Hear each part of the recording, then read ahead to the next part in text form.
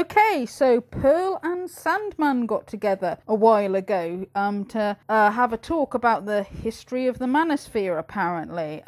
Sandman being somebody who is quite big in the MGTOW movement. That's men going their own way. Okay, these are guys that are done with like marriage and serious relationships with women because they've taken the red pill and learnt the truth about female nature, and that is that all women are evil, manipulative whores that like get together like every few months or whatever to discuss how to screw men over.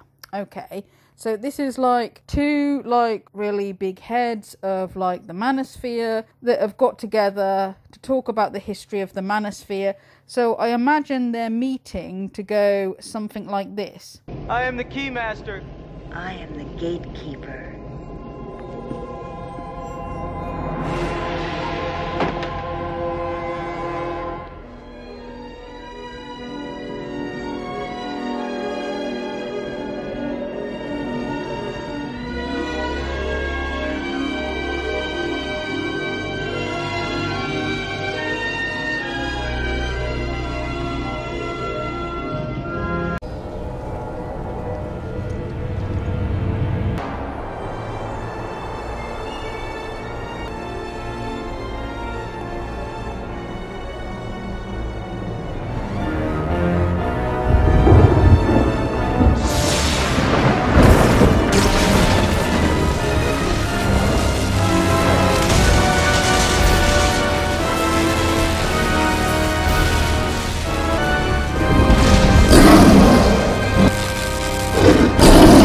Okay, and since they're discussing the history of the Manosphere, I thought like that I would bring to people's attention like an old video of Sandman, one of his best videos, okay, because it totally demonstrates really like how dangerous the female gender is towards men. Okay, so it's like, you know, really important that every man should listen to this, okay? So, you know, for old time's sakes, here is one of, like, Sandman's best videos ever, okay? So I wanted to give men out there a warning about how women can turn you into a walking, talking zombie.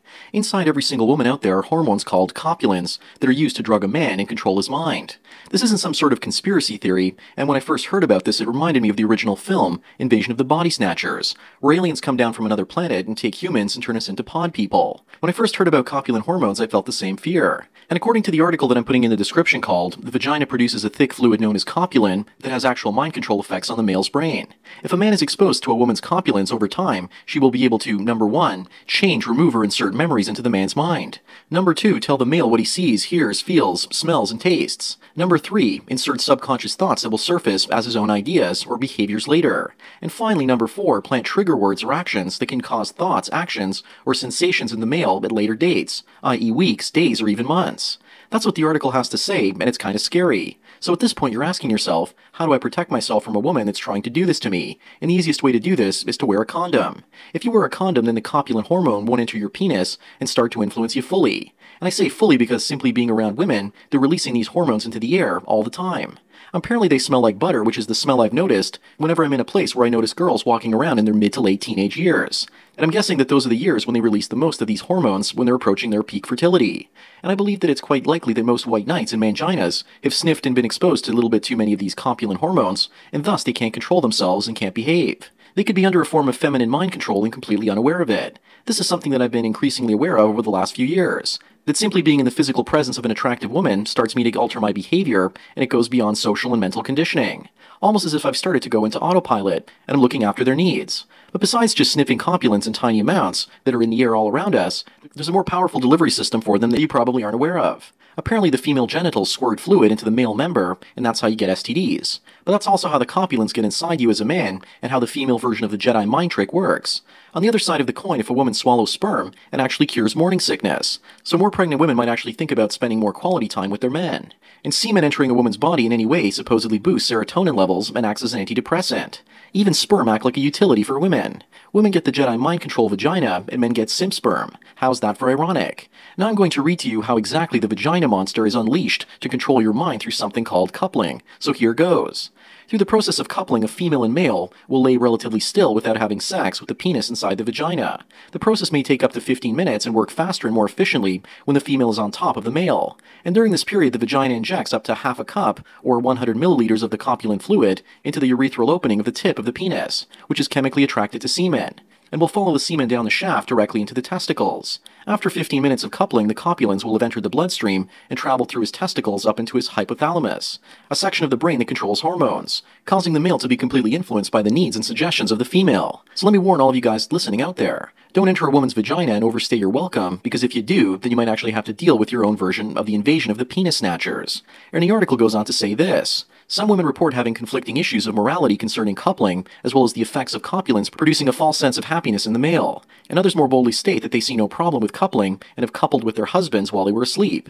This is usually done in the morning when the male is naturally erect from a relaxing night of sleep. And women have given testimonies about the influence of coupling and what effect it's had on their husbands. For example, they routinely do all the housework and are far more eager to spend time with the children.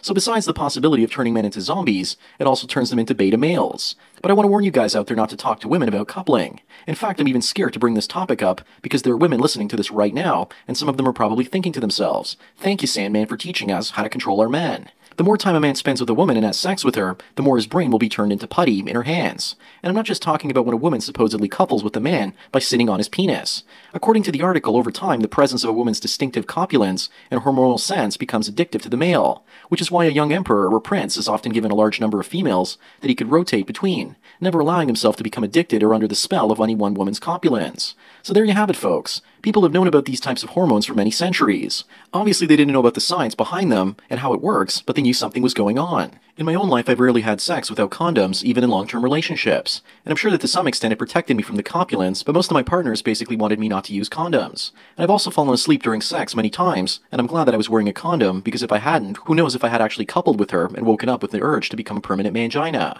And none of my friends have coupled with their partners or wives either.